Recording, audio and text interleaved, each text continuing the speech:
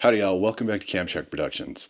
Today I want to talk about those of us that like to be prepared for when that shift type situation comes down and we need to be ready.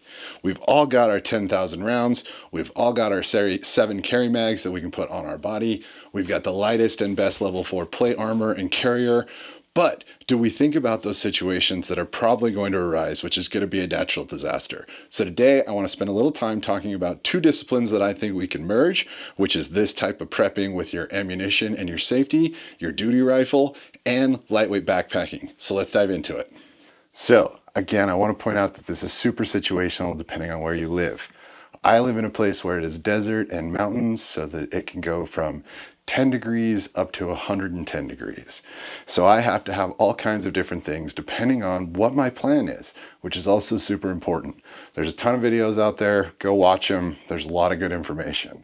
So let's get into the first thing I think we need to think about. That's water. You need to have a way to carry water, whether it be a canteen, whether it be a water bottle, whether it be a plastic bottle, whether it be a water bladder reservoir system. Some type of water is super duper important. The other thing that you're going to need to do is you're going to need to be able to have a way to filter water, because we can go a long time and evade getting shot, but we can't go a very long time and not have a drink of water. So I have multiple different water filtration systems. I spend a lot of time in the desert backpacking, and there are certain filters that work really well in the desert. There are certain filters that work really well in the mountains. So I would suggest, again, that you go out. These are all my filters, and again, I'm not recommending a specific filter. I have a platypus, I have a Sawyer squeeze, I have all kinds of different water filtration systems, including a life straw. The thing is that you need to spend some time researching what water filtration system works best where you are, because you can't go more than 3 days without water, and after about a day, you're gonna start to lose your mind anyway. So you wanna make sure you have a way to do that. Also, the reason that these are in a box and not in some sort of bag is because that if they get wet and they get frozen, they're no good to you. All right, next, let's talk about a sleep system. This is something that I think people overlook all the time. This is kind of a mid-grade bag.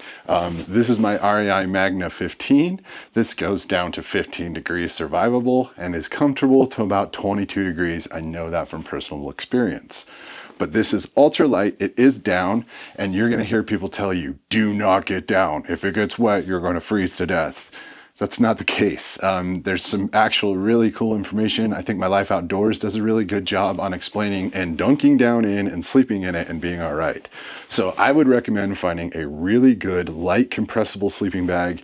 Down is the best light or weight to warmth ratio that you can find. It compresses ultra small. I can shove this in the bottom of my pack and it gets down to about the size of this Nalgene water bottle actually.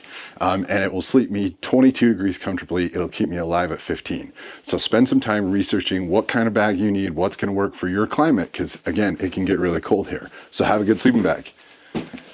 If you're worried about it, get some sort of liner or thermal insulator liner that you can put inside your bag. You can also just use a space blanket, wrap it around yourself, but staying warm is the second step to staying alive. The other thing that I think people forget all the time is that you are going to need some sort of way to keep yourself insulated. Most of your temperature, you're going to lose your heat, is through the ground. So you want to find something that is rated and will keep you warm for the type of ground you're going to be sleeping on. And this thing is extra light and works really, really well. But again, this super light, ultralight backpacking gear is expensive, but so are 10,000 rounds. You know what I mean? Kind of mix it in there. All right, something else I would highly recommend looking into is some sort of dry bag. You're gonna need a way to keep things dry. If you're out and about and you're surviving or you're evading, you're gonna need a way to keep things dry. These are different types, they're all different kinds. Again, look around, see. There was an outdoor store here in town that was going out of business and they were selling dry bags for super cheap. All right, so now we've covered the 2 most basic things that we need: water, some sort of shelter. You can put a tarp around you and just sleep inside that bag and you will stay warm. You're also going to need the skills and the knowledge how to stay warm and use that stuff. So let's get into the next thing that you're going to need, which is food. All right, so this is kind of my emergency go food stash. I keep all kinds of things in here. And again, you really have to think about your food and what kind of situation you're in. Are you in an invasion where somebody is actually hunting you down and you can't cook anything with the stove or a fire and you just need to pack calories? You can pick something like this up. These things are not good, but they will keep you alive for a few days and give you the calories you need so that you don't lose your mind. Some of the other things that people, I really highly recommend looking at are freeze-dried backpacking meals. I mean, there's a reason that these things work. There's a reason that people pick them up when they go on long backpacking trips. I use these all the time, but they are expensive and you do have to boil water. Some of them you can cold soak, but you're still gonna have to add water to it. And if water isn't a premium, this might not be the way to go. One of the other things I want to remind everybody about is that it doesn't have to be fancy. You can get away with a whole lot if you have a water source, some way to heat it, and a bag of rice. This will sustain you for a month and a half. If you add raisins, which can last up to 9 months, 10 months, you have a pretty packed meal, and it worked for the Vietnamese in the Vietnam War. So rice can go a really long way, and it's super easy to pick up. It, again, doesn't have to be fancy. Spam. I know that there is a reason that this was famous from World War II. This packs a ton of calories, it packs a ton of fat. It's actually pretty portable. You don't have to heat it. You can open up the can, eat it right out of here, and it's actually pretty good. But you can see the theme here, this is all different kinds of instant ramen noodles. Do not need to be heated. You can just add water, but again, you have to add water. Backpacking meals, power bars, granola bars, things like that. Have a food stash, do some research, figure it out. Maybe you want MREs. Know this though, after you eat MREs for about 2 days, you're never gonna want to eat them again. So there's all kinds of stuff you can pick up, but think about food. All right, next, let's talk about how we transport all of this gear. So you probably have something that looks like this. It's a really great range pack. It's a really good way. You've seen them all over. They do fit over the top of your body armor when you have it on. And if you are in some sort of tactical situation where you need to go out and be on a mission, this is a great pack for that. This is not a great pack to load with super heavy stuff and carry for a long period of time.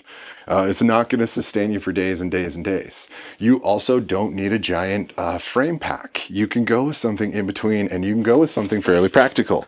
This is my favorite backpack of all times. This REI pack, it is the Flash 55. I love this thing. It is a super reasonable price. It weighs nothing. I don't think this thing weighs more than 2 pounds when it's empty. It is super light. It holds a good amount of weight. It'll comfortably carry 35, 40 pounds, no problem. And it does a great job, and it works so much better. And it is only a couple $100, especially if you buy it on the Labor Day sale, which, if you need one, pick it up. If you can wait till then. But it's an internal frame pack. It's got a lot of pockets. It's got a lot of mobility. You can take stuff on and off of it, and it can handle carrying all this stuff. Trust me, I've carried it through lots and lots of miles, and it works great. So that is something that's super duper important. All right, next, let's talk a little bit about clothing. So this is a place that I highly recommend you spend some time really learning what you need for your climate, because everywhere is different. This is my Kuyu basically base layer. This merino wool stuff that they put out is hands down the lightest, warmest gear I have ever owned. I'm a huge fan of this company. Yes, it's a camo pattern, but I have worn this thing in the slot canyons when we've been doing canyoneering and everything in between. It is super tough gear, and I love this thing. So really spend some time. Please don't go out in cotton. Please don't go out in your flannel. Please don't go out in your best way to conceal carry outfit. Learn about your climate and buy clothing that is appropriate. Make sure you have a base layer, a mid layer, an outer layer, all the things you need to survive. Or, you need ultralight stuff because you're in a super warm, hot climate and it's humid and muggy, so you have to do things different. But just please spend some time learning, go out and find out what works best for you. Hunting companies are great no matter where they are in the world. They make good gear for this kind of stuff. Outdoor gear, garage grown gear is a great place to look for backpacking stuff as well. And it's a small company. You can definitely help them out, but this stuff is well worth spending some time on. All right, let's talk about the last few little extras I have. All my little magic boxes. All right, some of the things that you're really gonna need to have are, this is my kind of like emergency kit. I throw this thing inside my backpack every time I go on a backpacking trip. It has my extra compass. It's got a life straw. It's got a Mylar blanket. It's got matches, it's got tinfoil. This is my Leatherman. This thing just basically goes into any pack that I'm using, and that's why I keep it in this separate container, because whether it's a day hike or an overnight, or I'm going out shooting in the desert, whatever it might be, if I'm going someplace, this is going in my bag. This box also is pretty much always in my car. I keep one of those little food bags in here, so it is pretty much always in there. You're gonna need a way to boil water, whether it be a jet boil, whether it be a different system. You know, you're gonna need a way to carry water, you're gonna need a way to boil water, you're gonna need a way to cook something at some point. So look around, there are a ton of great options out there. It doesn't have to be the most fancy, it doesn't have to be the most expensive, it does have to work, and you have to know how to make it work. And again, also, this is really climate based. What works in a warm place doesn't always work in cold, snowy conditions. So for your bug out information, you've got to learn how to do this stuff and what's going to work best for you. I would recommend picking up some sort of camp saw, just something that you have that you can saw things when you need to around camp.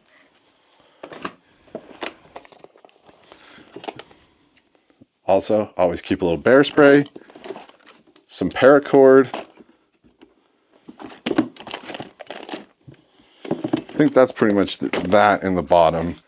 All right, the last thing that I want to talk to you all about, and I think that this is super duper important, is navigation. Not only having a compass, but knowing how to use a compass, having a map if you can have a map, but that's not always possible, but at least knowing how to track your bearings and how to use a compass.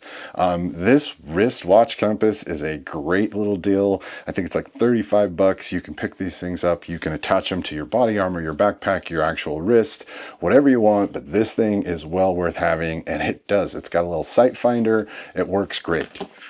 Or you can go out and you can actually get a really nice compass. But again, this tool does not do you any good unless you learn how to use it. How to actually navigate with the compass is super important, and orienteering is something I would recommend you spend some time learning and practicing. You can do this all over the place.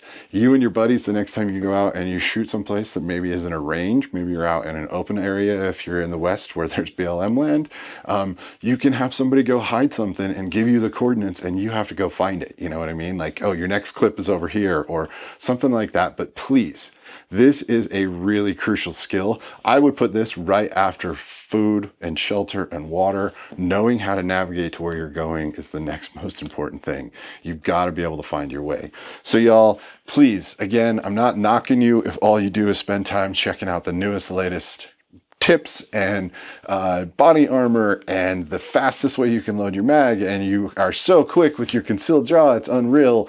That's awesome. But just spend some time doing the basic things. Learn how to light a fire, learn how to purify water, learn how to purify water if you don't have a water filter. But my advice is just get a good water filter, get some iodine tablets, keep them in your first aid kit, get a boo-boo first aid kit. Just realize that there's so much more, and most of what we're going to deal with if something goes wrong is going to be more like a natural disaster where you're going to need to be able to use all of these skills together. All right, y'all, please, if you enjoyed this video at all, go down, hit the like button. If you're feeling super generous, subscribe. Otherwise, I will see you all back in the next video. All right, be well, my friends. Gotta have it all.